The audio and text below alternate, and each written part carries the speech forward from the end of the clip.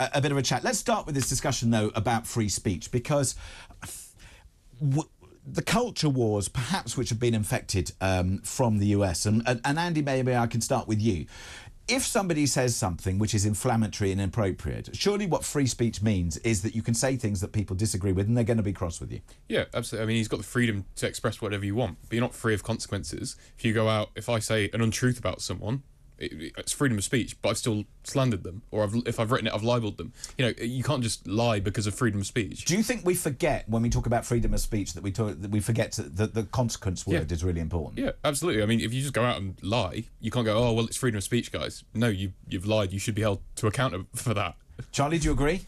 To an extent, but I think that the liberal idea of free speech is... the reason that liberals defend free speech as a principle is they think that the way that history and politics works is, you know, we hash out all the ideas, we have the discussions, and the best ideas emerge at the top, and that's just a fantasy. It's a lie, right? So in the case of Lee Anderson, yes, he's made these comments, and you know, there's been this big controversy around it, and Lee Anderson has made similarly inflammatory and, you know, so-called divisive comments in the past. He told migrants to F off back to France about 6 months ago, for example, but he's still part of the Conservative Party, and the Conservative Party, in terms of their actions, is responsible for the greatest demographic shift this country has ever seen. If the Conservative Party were to either remove the whip or indeed to scold him for his comments, presumably that's because they have a set of values that they set out, and they say, look, these are our values, subscribe to them, or you're not part of the Conservative Party. If you want to talk about it, if you want to say those things, fine, go away and say them, but not under our roof. I don't think the Conservative Party has any values. I think that they are purely interested in power and clinging on to it. If you look at their actions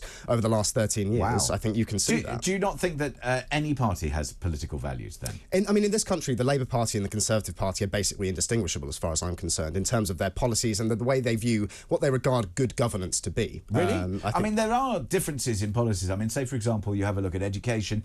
The Conservatives will say you should be able to choose where you send your children.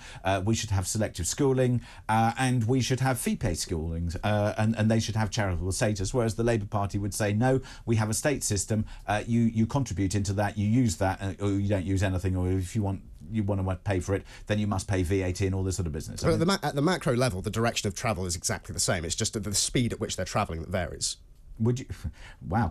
Andy, would you agree with that assessment of Labour and Conservative, or do you think that they are suitably different? I think they are suitably different. I mean, you know, you look at the way that the Conservatives have clamped down on working class values and rights, you know, the way that they've gone after the RMT and the GMB striking in Amazon, you know, it's that Thatcher, you know, 80s trying to get a poll boost. They're stamping down on working class rights. So I don't think the Labour Party would do that. They're not stamping down on working class rights. You know, if if you look at the trade union legislation that's gone through, that disproportionately affects working class people.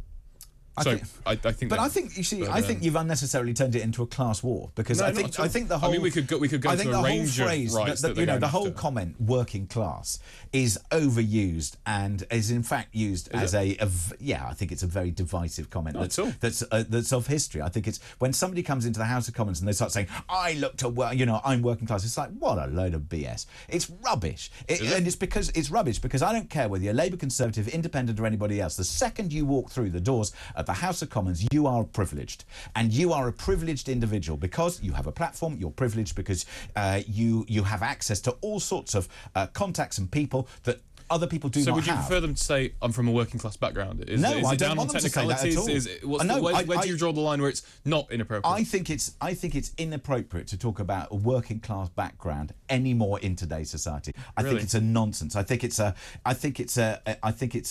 driving a wedge between people in a way that shouldn't. I mean, for example, I think the austerity cuts drove a pretty big wedge between the middle classes and the working classes of the country, in fairness. Yeah, no, but I think that was a bigger wedge. No, you're for example, am I working class? I don't know. I don't know your background. So you see, why does my background make a difference as to whether or not I'm affected by the austerity measures? Because the austerity measures did disproportionately affect working class and people from lower income backgrounds. You see, that is true. That is true. No. That's your opinion. No, it's not my opinion. That's your opinion based on nonsense. Okay. It's my opinion based on Cut it. the statistics, right? I want to make the point. 76% of all statistics are made up. Let's start with that point. I want to make the That's point. a statistic. That's probably made up. I want to There make you the go. point that leftists like my esteemed colleague here never want to make, which is that the working class, which I believe does exist, is always the most reactionary element in any society. And the old socialists, Karl Marx and all the rest of them, they recognise this. They recognise that in terms of their social and cultural values, the working class is always the most conservative element of any society. And so the Labour Party, as much as the Conservative Party don't care about the working class, I agree, the Labour Party don't either, because they are fully subscribed to the progressive, liberal, flattening of everything agenda that the Conservative Party is too, frankly. But do you think that our political system, though, I think part of the problem with our political system, and I don't mind whether you're a trade unionist or whether you're an MP or whether you're part of the political class, it is about staying in power. It is about having undue influence, and it is about the frippery that you get as a result of the almost the office that you hold. So say, for example, if you're a trade unionist, and you are at the top of that tree, you will be invited to many, many exciting dinners and parties and conferences and all these things, in the same way that if you're an MP, you get invited to all sorts of stuff. And therefore, your power and influence individually is enriched by that infrastructure. Without a doubt. I mean, in every society that has ever existed, there has always been a ruling class, which is a minority, and a ruled class, which is the majority. That's always the case, and that's inescapable because human beings are hierarchical in nature. And do you so think the crucial thing is the ruling class is populated by wise and prudent people and not idiots and you see, that's opportunists. the point, is that I wish that our ruling class was proliferated by people who genuinely deserve to be there. I agree. And I have a real problem that because, for example, you can go and earn an awful lot of money doing other things away from that ruling class, because we've changed. We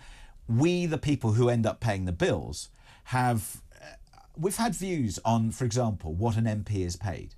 Well, if you're a 20-something and you go into a House of Commons and being paid 70, 80,000 pounds a year. It's 92 now. No, it's 92. On all the benefits that you get from it, that's a heck of a pay rise. If you were working for a financial services company, a tech company, had your own business, and you are asked to take that same salary, that same wage, why don't we take the system that exists elsewhere in the world, which is that you get a mean average of what you earned over the last 10 years, and whatever that was, that's your base salary, so that you start to attain and get the very best from all parts of our society, up, down, from nurses to business leaders, people going into politics who are genuinely there and get paid what they should get paid. I mean, frankly, I think that sort of system would be a plaster on a bullet wound, to be honest. I think that's such a small. Is it so broken that we'll never fix it? Yeah, well, I mean, look at the types of people that our system, so-called, selects for. I mean, it's middle managers like Rishi Sunak who would be better suited managing, the branch of Santander down the road. He's not a leader. But he's somebody who treats the governing of the country as an exercise in management. Okay, but you've got Keir Starmer, Sir Keir Starmer. Yep, cut from the same cloth. Well, you say cut from the same cloth, but he reached the top of the CPP, and he was there at the top of the legal system. Quite how, I have absolutely no idea. Mr. Flip Flop, Mr. Look in the rear view mirror, can't make a decision, can't lead, can't speak, can't do anything, and that's the best we've got. And then you say that's the best we've got. You go to America, and look, you've got the guy who made an absolute fortune by God knows how, Donald Trump, and Joe Biden, who can't string a sentence together. The Western world is in crisis. You can say that again. Yeah. The Western world is in crisis. I agree. No, but I just want to. We have agreement. We must move on, though. We must move on to some other stories which are dominating the headlines. So let's talk about the House of Commotions. Lindsay Hoyle. I feel sorry for Lindsay Hoyle because I think he is quite comic. He's quite entertaining, and he has demonstrated leadership, but on this he also demonstrated a complete and utter lack of understanding as to how toxic the issue that he was about to play with. Oh, you're shaking your heads. I mean, both of you. Do you want to? Is he going to go? I don't think he'll go. They just need to get a grip. Oh. It was an SNP opposition day. It was a solidarity motion. It wasn't a serious thing. That motion passing had zero consequences. To Labour?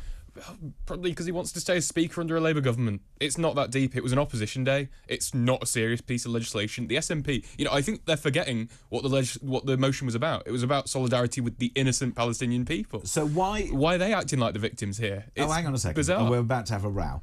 Oh, probably. Just call me James. Charlie, just before we have a row, what do you make it? Is Sir Lindsay Hoyle, is he going to survive? I think that I agree with Andy that he's probably interested in just staying Speaker of the House because he doesn't seem like a particularly strong man. Frankly. He's no Betty Boothroyd, is he? No, quite right. I mean, she was amazing. Yeah. John Bercow less so. Yes, well, I'd agree with that. But I would say that this is not inconsequential. This is actually a turning point in our history, I think, because we have seen in real time groups of people who arrived here, broadly speaking, in the last 25 years, who have an ethnic and religious connection to a conflict that's happening thousands of miles away, intimidating our parliament into behaving in the way that it wants to. Well, hang on a second. They were protesting. I'm sure you believe in the right of freedom of protest. It just proves the point that what should have happened to the people who projected from the river to the sea and projected that onto Big Ben? What should have happened to them? If they broke the law, they should have been arrested and prosecuted. I don't know what law they would have broken. But you see, the thing is that there are a lot of people who find that phrase deeply offensive. I think they should be punished because it's obscene to project political messages onto one of our most iconic historical landmarks, regardless of what it says. But so many people have projected in the past onto the House of Commons. I mean, and that's unacceptable. Is it? I mean, like when the Ministry of Sound did. I mean, I thought it was quite funny. Yeah, I mean, but I think it's just disrespectful. Oh. Yeah, but then you've just been disrespecting MPs and the political class by saying that they're not fit for purpose. And then suddenly you're saying... So what you're saying to me is the building and the edifice is, despite the fact that it needs £6 billion spending on it because it's rat-infested and mice-infested, not fit for purpose. So setting that aside, the institution is holy. Yes. And the people within it are treating it like a sewage bowl. More or less, I would say. I mean, the building itself, what it represents, is the antithesis of what the people inside it represent. Wow.